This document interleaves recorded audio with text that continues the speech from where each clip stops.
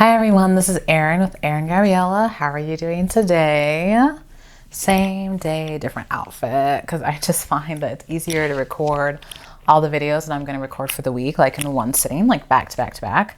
So I've changed clothes to make it look like a different day, and I want to kind of jump in and continue my truth series. So this is kind of like a part two, but obviously it stands on its own. So this is about how can you learn to recognize the truth. It can be difficult. Some people kind of have like a back radar for being able to tell when someone is telling them the truth or when someone's lying. And some people really have a tough time. And even people who are really good at it have a tough time. Like I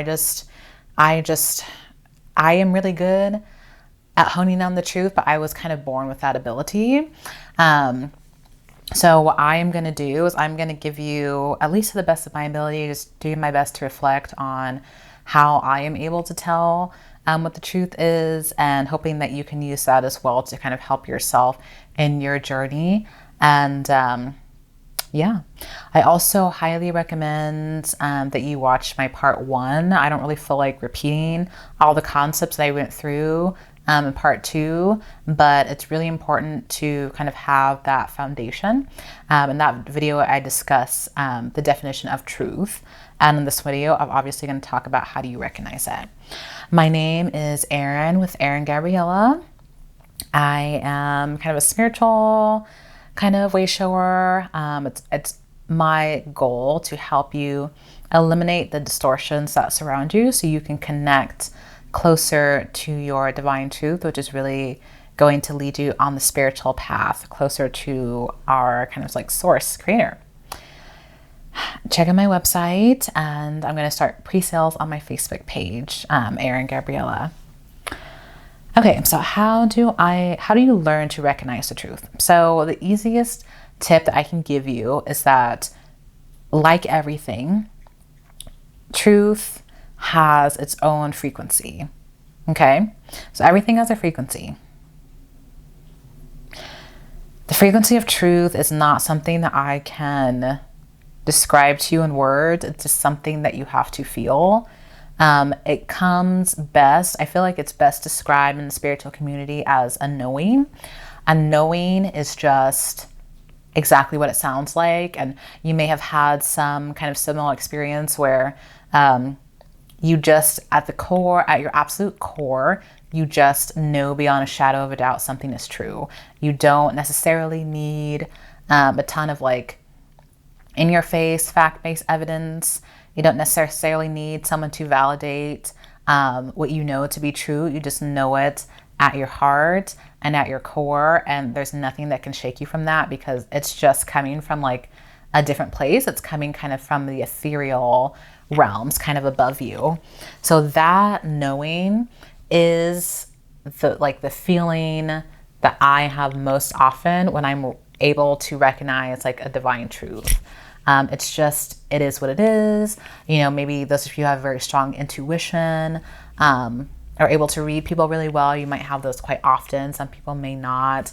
It's just a feeling. I mean, it's like impossible to describe really. It's just, you have to just learn how to hone your truth frequency abilities. Okay, so maybe a good exercise for that is to kind of take a look at maybe if it's easy, if it's a celebrity or a person in your life, if you have maybe a particular perception about that person or you have a particular opinion about them, maybe if it's possible for you to kind of investigate that to figure out if that's actually true. I mean, that could kind of be a way that, if your truth frequency abilities are not super strong, truth frequency honing abilities are like not very strong, that can be a way that you can at least kind of gauge as a barometer, like, okay, this is what I assume about this person. How accurate was it? Is there a way that I can kind of verify, like, if what I'm picking up about this person is really true or if it's just bias, etc.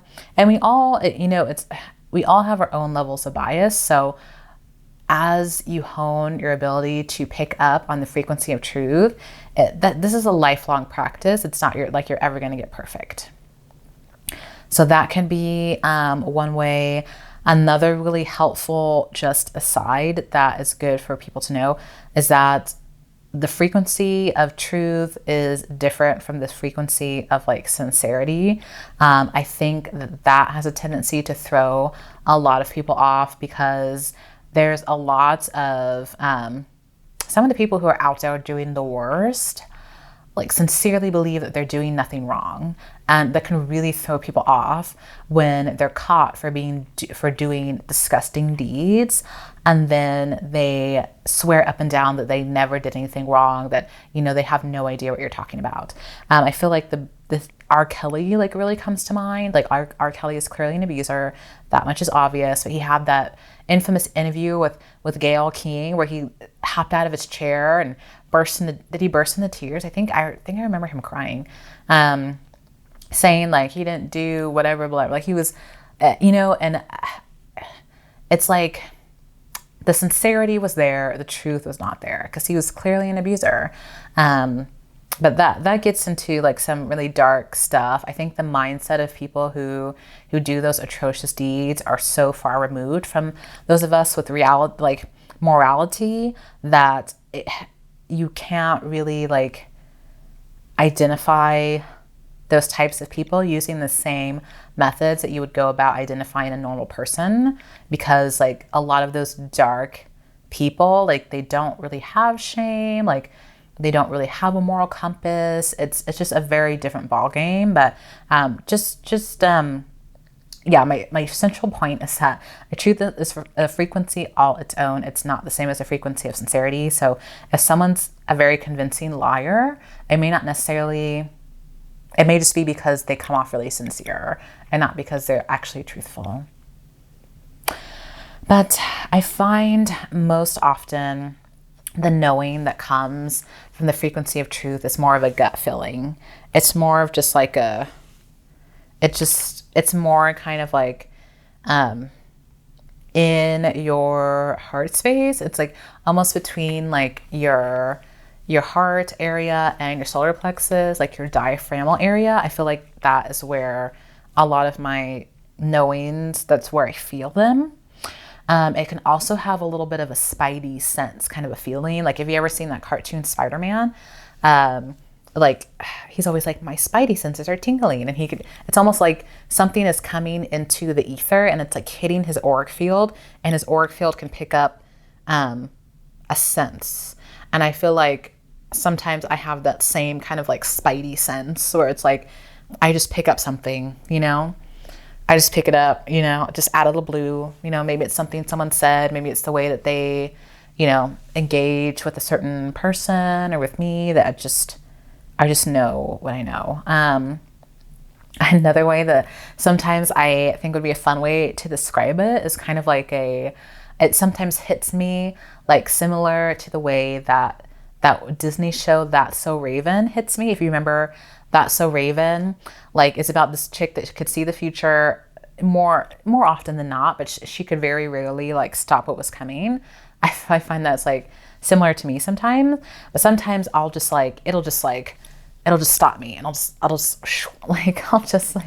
won't have visions necessarily, but yeah, it's weird. It's a feeling. It's difficult to describe these feelings.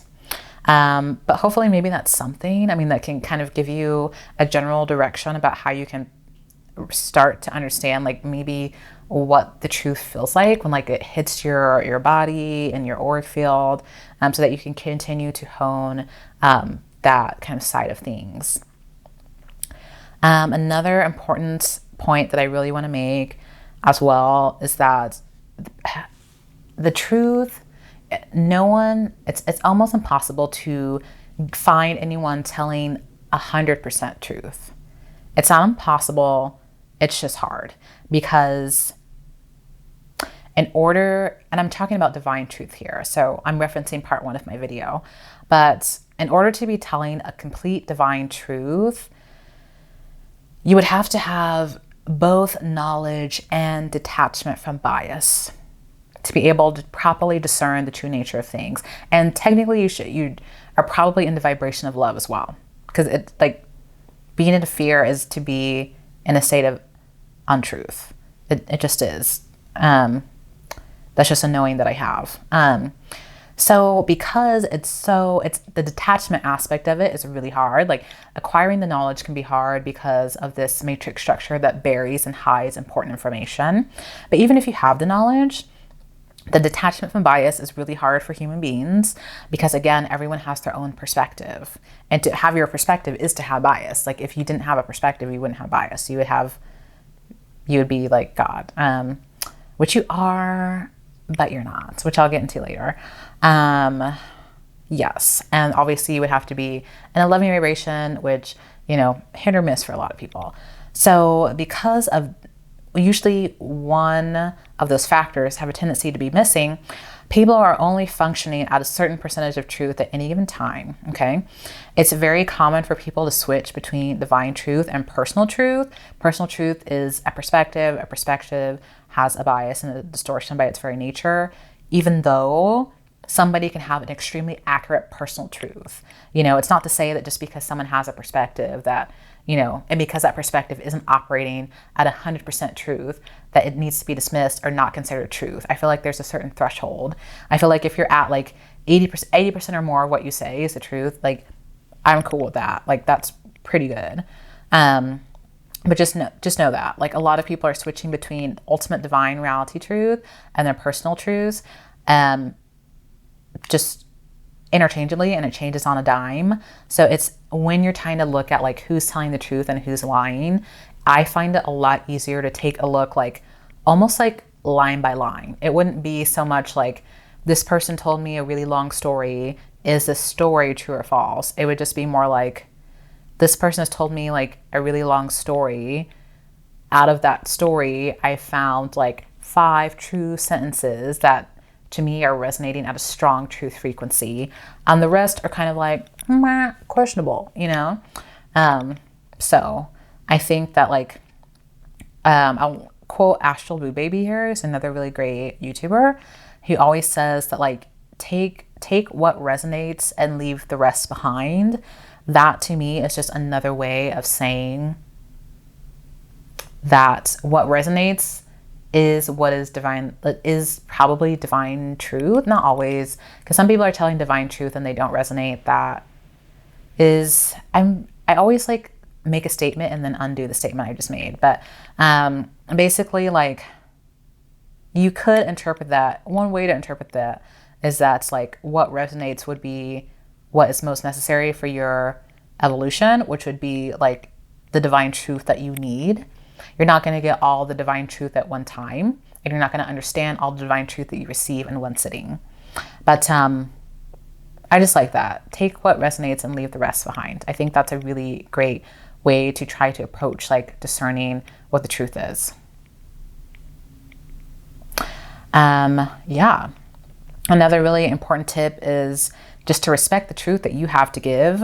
Just because somebody else has a different perspective than you, and their truth is also just as accurate as your truth, doesn't mean that your truth doesn't deserve to be heard. Okay. But yeah, is there anything else? So final thoughts here. This will wrap up my intro on the truth, and I'm going to get into some more specific examples on like the media, very media specific examples from here on out for a while. But final thoughts, just know that we're all on our own path and we're going to have our own relationship with the truth. Okay. It's important to acknowledge how we're all operating on a certain level of distortion at any given time. So don't judge yourself or others if you're not being 100% connected to your divine truth 100% of the time. It's important to practice acceptance, because to accept is to be in love, a type of love, and to be in love is to be in truth. It's super critical. Again, make sure that it's always important to try to tell the truth and to try to tell your truth, okay? Because ultimately, to lie is like a little bit of a demonic thing. Like it's just, there's nothing divine about a lie. And when you tell the truth, you give someone a gift. That is really a fact. I've tried to tell people that before, and I've had people like laugh in my face because they just do. Hi everyone. Looks like my camera died, so I had to spend a little bit of time charging it back up before I kind of came with the rest of this. But I don't have many more points, so I just kind of want to finish up here. So I believe where I left off is where I was talking about that every time you tell someone the truth, you give them a gift. So this is true because, again, like our source creator is divine love essence, and divine love essence is divine truth. So when you do your best to tell the truth, you are giving a gift. It's much better than telling a lie, because lies come out of fear. And there's really only two emotions, which is fear and love. And if you lie, you're not standing in love, you're standing in fear. And when you stand in fear, you stand further away from God and from divine truth. And I personally believe that people who lie or feel the need to lie have issues on some level with loving themselves fully and standing in their full power, which is something that we want to try to work on and transmute. Lastly, it is totally unacceptable to tolerate deception from others in society. If you see it, you have to speak up. But again, like, the need for compassion and forgiveness is important as well. So, especially in these times when a lot of these lies are kind of right in front of your face, a lot of these quote unquote conspiracy theories are absolutely true. And, these people are going to be exposed. So when you start learning about some of the deception and some of the corruption that are in our society, it's not just enough to know about it. You have to speak up and help do something about it to ensure that that kind of darkness and those type of lies they're not allowed to continue to perpetuate on the earth. Okay, because this is kind of like the cleanup time. Like, this is the purging time. We have to get rid of those lies, and we have to acknowledge the truth and handle it so that we can come to closer to love. So those are all my thoughts. Again, my name is Erin with Ariengabriella. If you like my content, please subscribe and check out my website, ariengabriella.com. To get on my mailing list. I am launching pre-sales as well for Facebook. And I'll definitely figure out a way for people who are on my mailing list, if they do make a purchase from Facebook, to get some kind of a coupon. But I'll have to just sort that platform out a little bit. But I am doing beginning pre-sales on Facebook here very soon. So I will announce that on my channel as well. Thanks so much.